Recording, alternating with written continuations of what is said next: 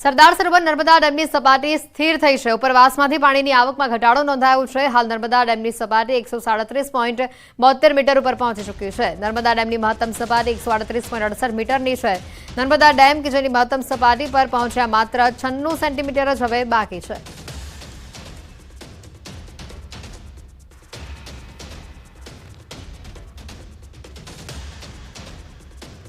મહેસાણાથી વધુ સમાચાર। ધરોઈ ડેમમાં 80.48% જળ સ્ટોક છે। ધરોઈ ડેમમાં 926 ક્યુસેક પાણીની આવક છે। હાલમાં ધરોઈ ડેમની જળ સપાટી 616.77 ફૂટ ઉપર પહોંચી છે। ધરોઈ ડેમમાંથી મહેસાણા, પાટણ, બનાસકાંઠામાં પાણી અપાય છે। 10 શહેરો અને 1007 ગામ અને પરાને પીવાનું પાણી પૂરું પડાય છે, જેમાંથી 9 શહેર અને 538 ગામ એવા છે કે જ્યાં નિયમિત ડેમનું પાણી વપરાશમાં લેવાય છે।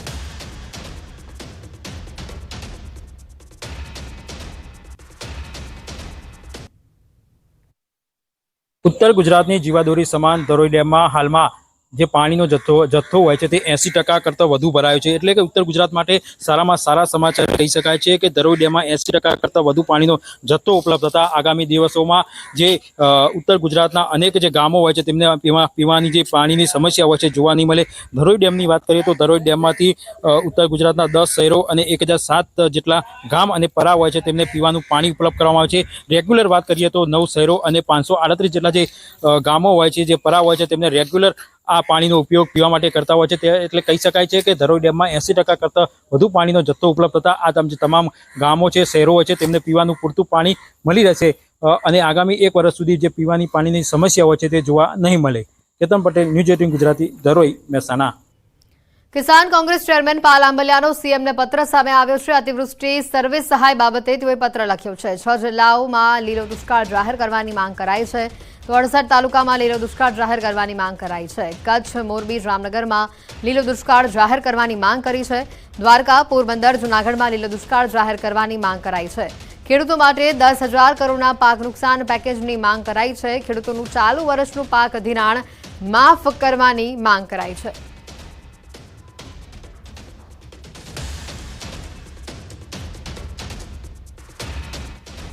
લીલો દુષ્કાળ જાહેર કરવામાં આવે, ખેડૂતોને ચાલુ વર્ષનું પાક ધિરાણ છે એ માફ કરવામાં આવે, જમીન ધોવાણનું અલગથી વળતર આપવામાં આવે, પશુ સહાય આપવામાં આવે। ગુજરાતના ખેડૂતો માત્ર 10,000 કરોડનું પેકેજ માંગે છે। જો સરકાર ખેડૂત લક્ષી હશે, ખેડૂત પ્રત્યે સંવેદનશીલ હશે તો ગુજરાતના ખેડૂતો માટે 10,000 કરોડનું રાહત પેકેજ જાહેર કરશે એવી અમને આશા છે। પાલ આંબલિયાના પત્ર પર ભાજપનો વળતો જવાબ સામે આવ્યો છે। સર્વે અને સહાયની કામગીરી ચાલી રહી છે। ભારે વરસાદ થયો ત્યાં કૃષિ વિભાગ કામગીરી કરે છે। પહેલા તબક્કામાં 370 કરોડ સહાય જાહેર કરી છે। જ્યાં જ્યાં નુકસાન થયું ત્યાં એસડીઆરએફ સહાય મળે તે પ્રક્રિયા હાથ ધરવામાં આવશે। રાજ્યના કેટલાક વિસ્તારોમાં અતિવૃષ્ટિ થઈ, અતિ ભારે વરસાદ થયો। ખૂબ ઓછા સમયમાં એક જ દિવસમાં 14 થી 15 ઇંચ જેટલો વરસાદ પડ્યો અને પરિણામે ખેડૂતોને નુકસાન થયું છે। એવા સંજોગોમાં રાજ્ય સરકારનો કૃષિ વિભાગ અને જિલ્લા વહીવટીતંત્રના સમન્વયથી આખી પરિસ્થિતિનું આકલન થઈ રહ્યું છે અને ખૂબ જ ટૂંકા ગાળામાં ખેડૂતોને એને જે નુકસાન થયું છે એ બાબતે એને પૂરક બનવાનો રાજ્ય સરકાર પ્રયાસ કરી રહી છે। પંચમહાલ જિલ્લાના ઘુસા ગામમાં જવાનો એકમાત્ર મુખ્ય માર્ગ ધોવાતા સ્થાનિકો મુશ્કેલીમાં મુકાયા છે। આપ જે આ દ્રશ્યો જોઈ રહ્યા છો તે ભારે વરસાદના કારણે તૂટેલા કોઝવેના છે। કાલોલના ઘુસર ગામના રહીશોને ખેતરમાં અવરજવર માટેના મુખ્ય માર્ગ ઉપર આવેલું આ કોઝવે તૂટી જતા ભારે હાડમારી વેઠવવી પડી રહી છે। ગોમા નદી ઉપર આવેલા આ કોઝવે ઉપર થઈ ખેડૂતોને નદીના પેલા પાર આવતા ખેતરમાં જવું પડે છે। ઘુસર ગામના ખેડૂતોની ખેતી લાયક 200 વીઘા જમીન નદીના પેલે પાર આવેલી હોવાથી દરરોજ ના છૂટકે આ માર્ગનો ઉપયોગ કરવો પડે છે। કોઝવે પર મસમોટા પથ્થર હોવાથી ગામ લોકો તેના પરથી ચાલી પણ નથી હવે શકતા। સ્થાનિકો પોતાના વાહનો પણ મહા મુસીબતે આ કોઝવે પરથી લઈ જાય છે।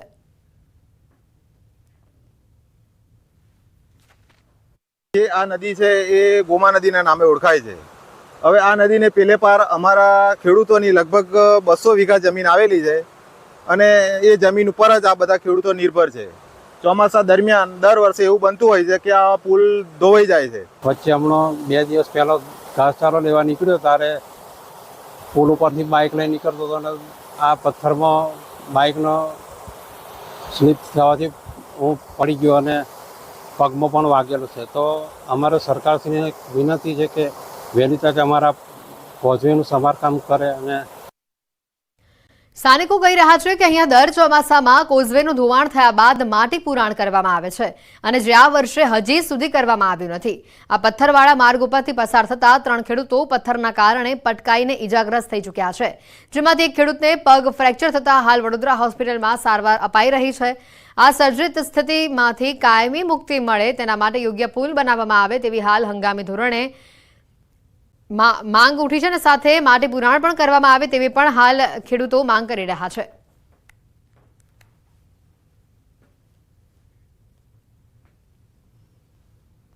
ગુસરના ખેડૂતોની જમીન નદીની પેલી બાજુ આવેલી છે.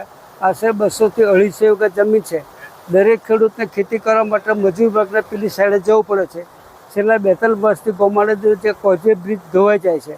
ચાલુ વર્ષે પણ ધોવાઈ ગયો છે. સરકારને વિનંતી કરી છે અને નવેસરથી ફરતી સાઈડમાં પૂરી આપે એવી અમારી નમ્ર વિનંતી છે. નવસારીમાં દીપડાના હુમલાથી મહિલા ઘાયલ થઈ છે. નવસારી વાડોલી રોડ ઉપર નસીલપોર ગામે રાત્રિના સમયે રસ્તો ક્રોસ કરવા જતા એક દીપડો કાર સાથે ટકરાયો હતો. અકસ્માતમાં ગંભીર રીતે ઘવાતા દીપડો રસ્તા ઉપર પડ્યો હતો. આ દરમિયાન લોકોની ભીડ ઊભી થતા દીપડો બચવા માટે ભાગ્યો. દીપડો એક યુવતીના પાછળથી તરાપ મારતા યુવતીના પગમાં ગંભીર ઈજા પહોંચી. જોકે યુવતીને ઘરમાં ખેંચી લેતા તેનો જીવ બચી ગયો, જ્યારે દીપડો ઘરના આંગણામાં ફસડાઈને મોપેડ સાથે અથડાયો હતો. આ હુમલા બાદ દીપડો જંગલમાં ફરાર થયો છે. સમગ્ર ઘટના બાદ વન વિભાગ દ્વારા નવસારી પાલિકાના ફાયર વિભાગ તેમજ ગણદેવી અને ચીખલી વન વિભાગના કર્મચારીઓની મદદ માંગવામાં આવે છે. વધુમાં એનજીઓની ટીમે પણ દીપડો પકડવાની શોધખોળ હાથ ધરી છે. સુરતથી વધુ સમાચાર છે. 5 કરોડની લૂંટનો ભેદ ઉકેલાઈ ચૂક્યો છે. વલસાડની આરોપીની ધરપકડ થઈ ચૂકી છે. ઇનોવા કારમાં 4 શખ્સોએ આ લૂંટને આચરી હતી. જોકે રાહતની વાત એ છે કે કરોડોની લૂંટનો આ ભેદ ઉકેલાઈ ચૂક્યો છે અને વલસાડથી આરોપીની ધરપકડ થઈ ચૂકી છે.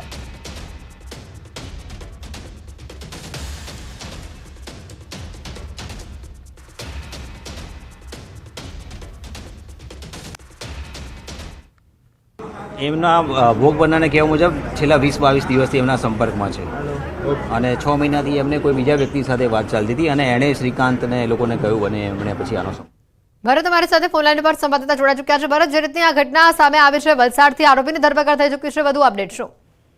બિલકુલ, સુરતથી જે લૂંટની ઘટના બની હતી, આરોપીઓ મુંબઈ તરફ ભાગી રહ્યા હોવાના મેસેજ મળ્યા હતા. આથી સુરતથી લઈ અને મુંબઈ સુધીની પોલીસને એક્ટિવ કરવામાં આવી હતી. વલસાડ જિલ્લા પોલીસ પણ એલર્ટ મોડ પર હતી. એ દરમિયાન પોલીસની નાકાબંધી દરમિયાન વલસાડના પારડી પલસાણા નજીકથી આ લૂંટના 2 આરોપીઓ અત્યારે પોલીસના હાથે ઝડપાયા છે. વલસાડ જિલ્લા એલસીબી અને એસઓજી પોલીસે ફરાર થઈ રહેલા 2 આરોપીઓ પાસેથી લૂંટનો કેટલોક મુદ્દામાલ પણ કબજે કર્યો છે. જોકે અત્યાર સુધી પોલીસના હાથમાં માત્ર 2 આરોપીઓ જ લાગ્યા છે. બાકીના આરોપીઓ હજુ સુધી ફરાર છે. આથી વલસાડ જિલ્લાની પોલીસ અત્યારે ફરાર આરોપીઓ સુધી પહોંચવા તપાસનો ધમધમાટ શરૂ કર્યો છે. વલસાડ જિલ્લાના તમામ જે રસ્તાઓ છે ત્યાં આગળ ચેકિંગ જે છે પોલીસની પેટ્રોલિંગ વધારી દેવામાં આવી છે. સાથે જ આપણે જણાવી દઈએ કે વલસાડ જિલ્લાની આસપાસની અંદર સંપ્રદેશ, દમણ અને દાદરનગર હવેલીની સાથે મહારાષ્ટ્રની પણ હદ લાગે છે. આથી ગુજરાતની જે હદો છે એ બાજુના સંપ્રદેશ અને મહારાષ્ટ્રને લાગે છે ત્યાં આગળ પોલીસ પણ જે ચેકિંગ છે વધારી દેવામાં આવ્યું છે. આમ અત્યાર સુધી વલસાડ પોલીસ દ્વારા 2 આરોપીઓને ઝડપવામાં સફળતા મળી હોવાના અત્યારે અહેવાલ મળી રહ્યા છે. જોકે બાકીના આરોપીઓ હજુ સુધી ફરાર છે. લૂંટનો કેટલોક મુદ્દામાલ જ હજુ મળ્યો છે. બાકીનો મુદ્દામાલ અને આરોપીઓ હજુ ફરાર હોવાથી પોલીસ તેમને ઝડપવા માટે તપાસનો ધમધમાટ ચાલી રહ્યો છે. આભાર ભરત, માહિતી બદલ.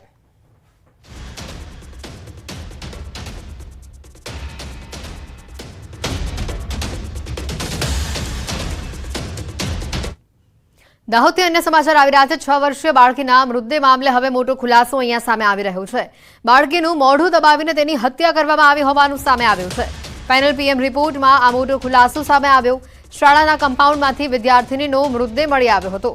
શાળા છૂટ્યા બાદ મોડે સુધી બાળકી ઘરે ન પહોંચતા તેની શોધખોળ હાથ ધરવામાં આવી હતી. જિલ્લા પોલીસ વડા, એલસીબી અને સ્થાનિક પોલીસે સમગ્ર મામલે તપાસ હાથ ધરી હતી.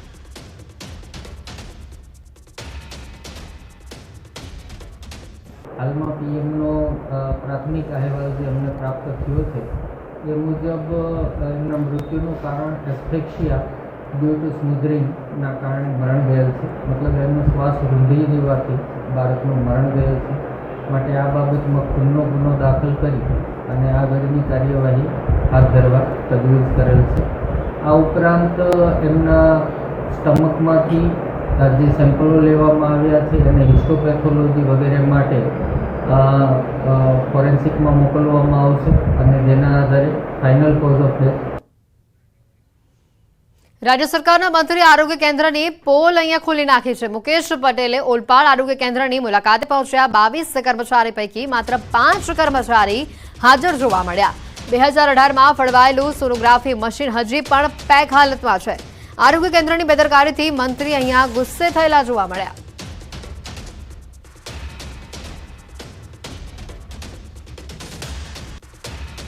તો તમારા આ 22 માંથી ખાલી 5 હાજર છે. તમારા સુપ્રિન્ટેન્ડન્ટ રોજ 1 થી 4 માં એ ઘરે ચાલ્યા જાય, જહાંગીરપુરા સુરત, ઓલપામાં નોકરી કરીને સુરત ચાલ્યા જાય, એ કેમ ચાલે?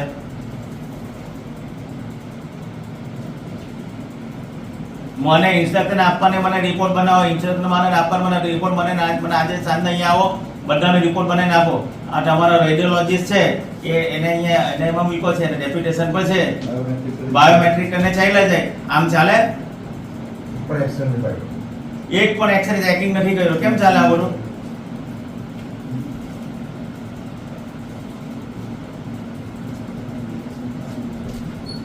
મને આજે સાંજ સુધી બધો રિપોર્ટ જોઈએ. નર્મદાના ડેડિયાપાડામાં આધાર કાર્ડ માટે હાલાકી લોકોને ભોગવવી પડી રહી છે. રેશન કાર્ડ અને આધાર કાર્ડમાં કેવાયસી માટે લાંબી કતારો લાગી છે.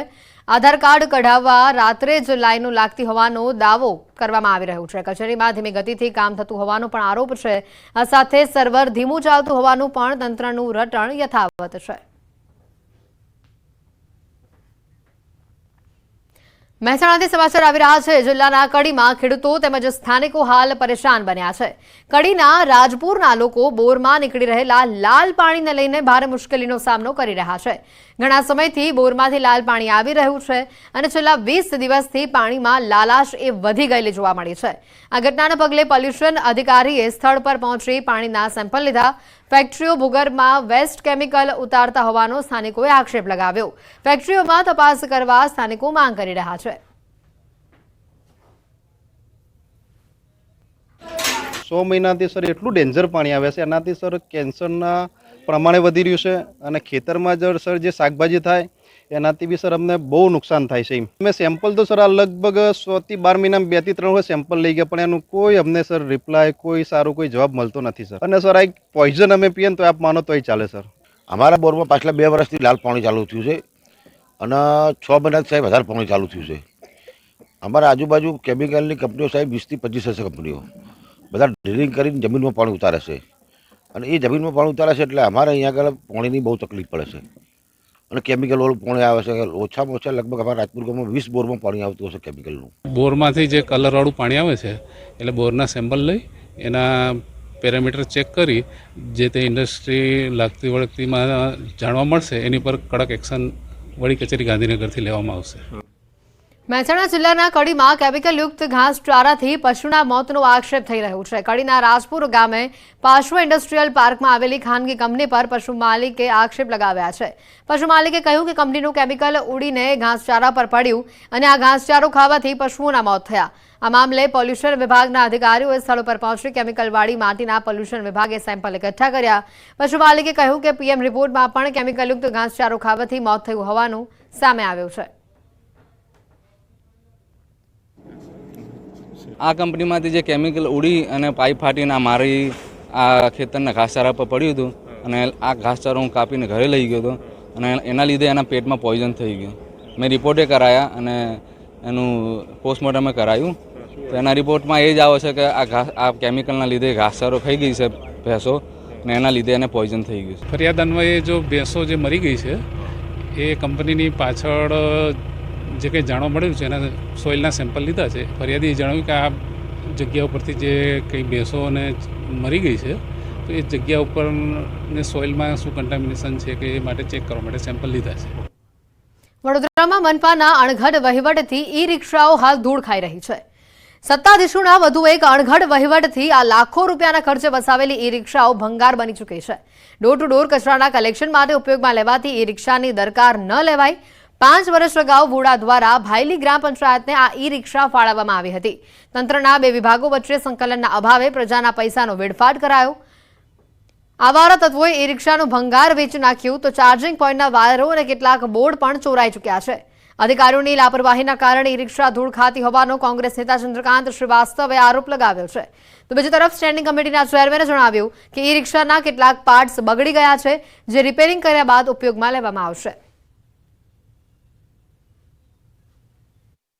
હુડા દ્વારા ભાયલી ગ્રામ પંચાયતને ઈ રિક્ષાઓ કચરો ભરવા માટે ભાયલી ગામના તમામ રહેતા લોકો માટે આપેલી હતી, પણ એ ઈ રિક્ષાઓ અત્યારે સ્મશાનમાં ધૂળ ખાય છે. અધિકારીઓ ફક્ત 8 કલાક અને નોકરીમાં કેટલા રૂપિયા મળે છે અને એના સિવાય બીજા કેટલા રૂપિયા મળે છે એની જ શોધમાં હોય છે. બાકી નાગરિકોને સાચી દિશામાં કામ કરવા માટે બહુ ઓછા લોકો રહી ગયા છે. એની બેટરી અને સ્પેર પાર્ટ્સ બગડી ગયેલા છે જે રિપેરેબલ નથી, છતાં એક્સપર્ટ દ્વારા એનું એસેસમેન્ટ કરી અને ઉપયોગમાં આવતી હોય, રિપેરેબલ હોય તો એને કરાવી અને એના કોઈ અન્ય ઉપયોગમાં લેવાતી હશે તો એની ચકાસણી કરવામાં આવશે. તરણેતરના મેળામાં સર્જાયેલા વિવાદને લઈને કેબિનેટ મંત્રી મુળુ બેરાએ નિવેદન આપ્યું છે. તેમણે કહ્યું કે તરણેતરના મેળામાં જે સમાચાર છે તે મુદ્દે તપાસ કરવા તેઓએ જણાવ્યું છે. તપાસ બાદ પગલાં લેવામાં આવશે. જે કસૂરવાર હશે તે વ્યક્તિ સામે પગલાં લેવાનું તેઓએ જણાવ્યું છે.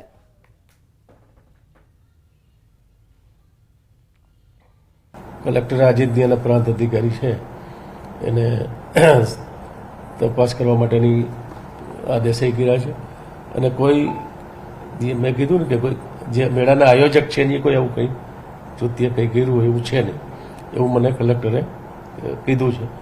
પણ કોઈ અન્ય વ્યક્તિઓએ આવું કંઈ હશે તો એની અમે જે પગલાં લેવાના થતા હોય એ 100% જિલ્લા મેજિસ્ટ્રેટ તરીકે અને જિલ્લા પ્રશાસન તરીકે કલેક્ટરશ્રી લેશે. સુરેન્દ્રનગરથી પણ સમાચાર આવી રહ્યા છે. તરણેતરના મેળામાં વાયરલ વિડીયો મામલે તપાસ થઈ રહી છે. સુરેન્દ્રનગર ઇન્ચાર્જ કલેક્ટરે તપાસના આદેશ આપી દીધા છે. વાયરલ વિડીયોની ખરાઈ કર્યા બાદ કાર્યવાહી હાથ ધરાશે. વાયરલ વિડીયો સાચો હશે તો કાર્યવાહી હાથ ધરાશે. પ્લોટ રાખનાર, હરાજી કરનાર એજન્સી સામે પણ કાર્યવાહી થશે. મોતના કુવાના સંચાલક સામે પણ કડક કાર્યવાહી કરવામાં આવશે. ચોટીલા પ્રાંત અધિકારીને પણ હાલ તપાસ સોંપાઈ છે.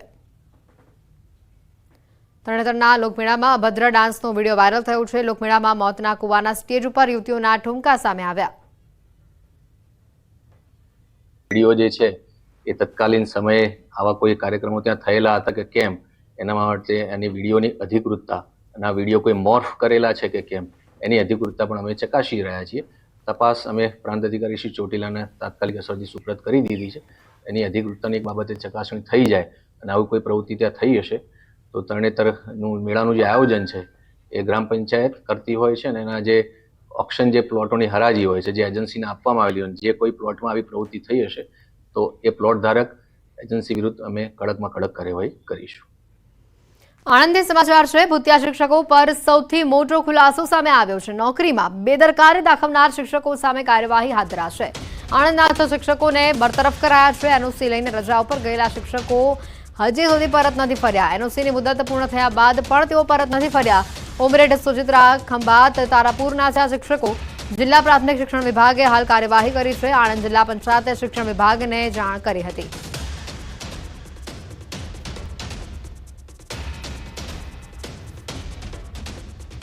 ત્યાં એક સમીમબેન નૂર મોહમ્મદ મંસૂરી તરીકે એક આસિસ્ટન્ટ શિક્ષક નોકરી કરતા હતા, ફરજ બજાવતા હતા.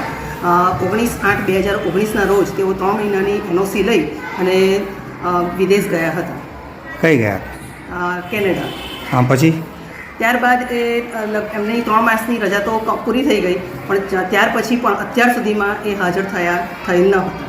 ટીપીઓના રિપોર્ટના આધારે, આ શાળાના રિપોર્ટના આધારે ઘણો બધો સમય ગેરહાજર રહ્યા. એટલે આણંદથી ઉચ્ચ અધિકારીઓએ એમને બરતરફ કરેલા છે. અમારા શાળાના શિક્ષિકાબેન ગૌરીબેન હસમુખભાઈ રાણા, તેઓ તારીખ 17/5/22થી 13/8/22 સુધી એનઓસી લઈને વિદેશ ગયેલ હતા અને તેઓ પોતાના સમયસર શાળામાં હાજર થયેલ ન હતા તેની જાણ મેં જિલ્લા પ્રાથમિક શિક્ષણ અધિકારીની કચેરીમાં કરેલ હતી અને તેઓએ તે બદલ યોગ્ય પગલાં લીધેલ છે.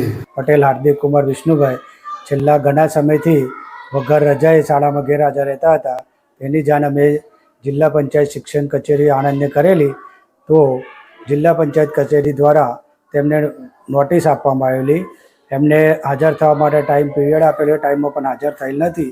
તેથી જિલ્લા પંચાયત શિક્ષણ કચેરી દ્વારા સદર શિક્ષકને બરતરફ કરવામાં આવેલા છે. 6 શિક્ષક હતા કે જે એનઓસી લઈ અને પરદેશ ગયેલા અને એમની 3 મહિનાની મુદત દરમિયાન હાજર ન થતા એમને 3 ટર્મ નોટિસો આપ્યા બાદ અહીંથી આપણે એમને બરતરફ કરેલા છે.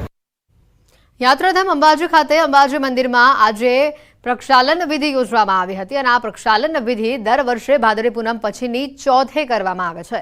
ખાસ કરીને આ વિધિ એટલા માટે કરવામાં આવે છે કે ભાદરવી પૂનમના મેળા દરમિયાન લાખો શ્રદ્ધાળુઓ દૂર દૂરથી પગપાળા ચાલી અંબાજી મંદિરે દર્શન કરવા આવે છે અને ઘણા યાત્રિકો સીધા ચાલીને મંદિરે પહોંચતા હોય છે. તેવામાં મંદિરની સ્વચ્છતા સાથે પવિત્રતા જાળવવા માટે આ પ્રક્ષાલન વિધિ કરવામાં આવે છે.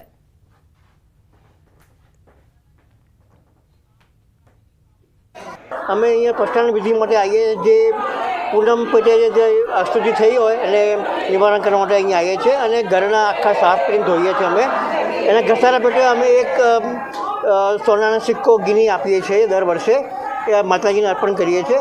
ગર્ભગૃહમાં જ્યાં આગળ મંદિરમાં માતાજી બિરાજમાન છે ત્યાં આગળ પણ શાસ્ત્રોક્ત વિધિથી આ જે પ્રક્ષાલન વિધિ છે તે કરવામાં આવે છે.